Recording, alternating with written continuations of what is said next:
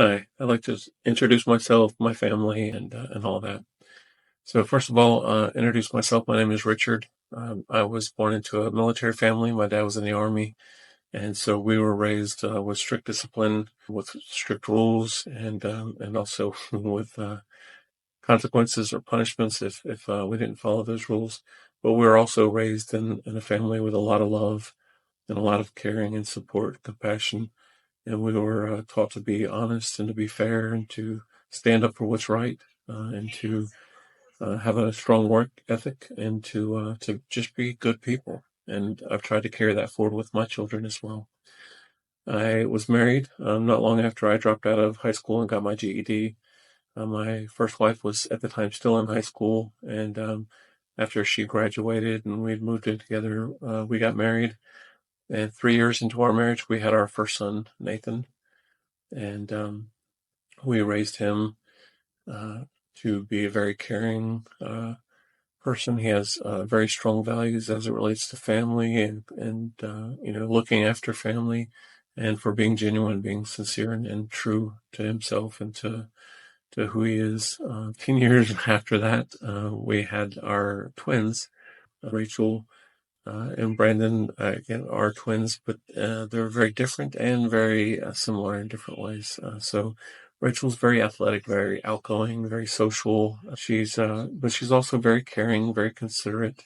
And Brandon, he has ADHD and is on the autism spectrum, but he's very intelligent. He's very smart. He loves science and engineering, has great retention for information and facts. He loves animals. He loves owls in particular. But he is also a very loving and compassionate person towards people. He's always looking out for people and trying to help them instead of focusing on himself and his needs or wants. So he's very kind and very compassionate in that way. So after being married and having our first son and then the twins, we ran into some problems which many marriages do, and we tried to work through those, but it ended up with us separating for a time, and that time continued on. Even though we tried to work on restoring the marriage, the separation continued for quite some time, and then before we could divorce or reconcile, my wife unexpectedly passed away when the twins were 4 years old. And so that was tragic and unexpected, and hit us all hard. But we moved on from there. I remarried, and my second wife had 5 children of her own, two of them which lived with her, and all three of mine lived with me. So we moved in together after we got married, and we had 5 children living with us of various ages. And so we were married for a while. We decided to move closer to my parents and to start a homestead. So we started raising chickens and turkeys, and my wife was very passionate about rescue animals and dogs. And so we had a dog that she adopted and a rescue that she was fostering, and a cat, and started this homestead. We started trying to raise our own food and grow our own food. And after a few years, for various reasons and whatnot, my second wife, decided that she needed to separate for her own personal reasons. And so she moved back down near her parents, and so then it was just me and the twins. At that point, her children had moved out, and my oldest son Nathan had moved out, so it was just me and the twins. And so we were sort of running the homestead for a little while, which we quickly sort of scaled down. My second wife took the dogs. We still have the cat, and in short order processed the turkeys and put them in the freezer, and then we slowly lost some and gave away the chickens over time, over the course of months. And so we had to simplify. Part of this was because of something that happened in May. So some, 6, 7, 8 months after we were first separated, my son Brandon was complaining about his ankle. And so he had been complaining for quite some time, and it seemed to be serious. So we decided to go to a orthopedic walk-in clinic. the next day on Monday to see if they could tell us what was going on. And so we went in and they did some x-rays, and they told us that he had a bone tumor, a tumor on his bone in his leg. And in the coming weeks, we would have a biopsy and find out that, in fact, that bone tumor was malignant. It was cancerous. It was an osteosarcoma or bone cancer. And so after that, we began treatment. We began going through chemotherapy. My daughter went to stay with family in Florida during the summer, as this was right up.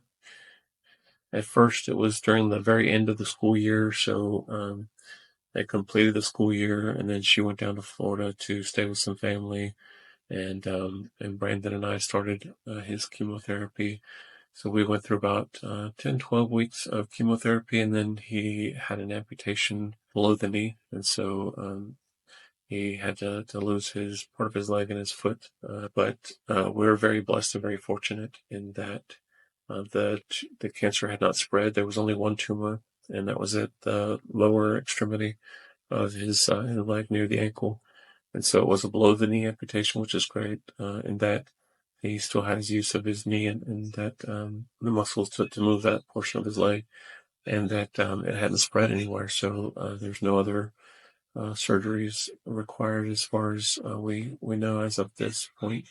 But he did have to lose part of his leg and his foot, and so he's since gotten a prosthetic that he's just now getting ready to just start learning to wear and walk in.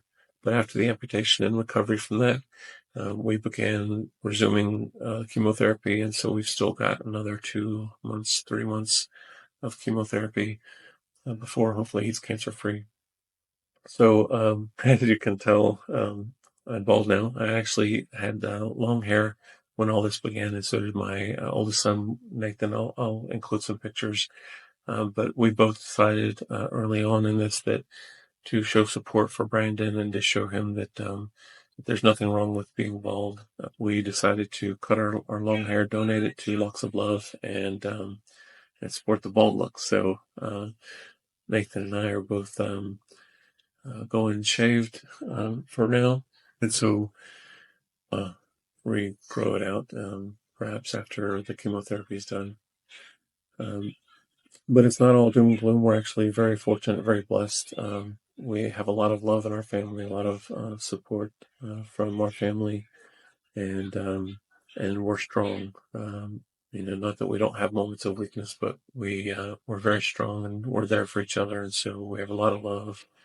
And it's not been easy, but it also could be a lot worse. We're very fortunate in that the cancer had not spread. It was only in one place, and it's been really, compared to some families and their journey, it's been a very easy treatment.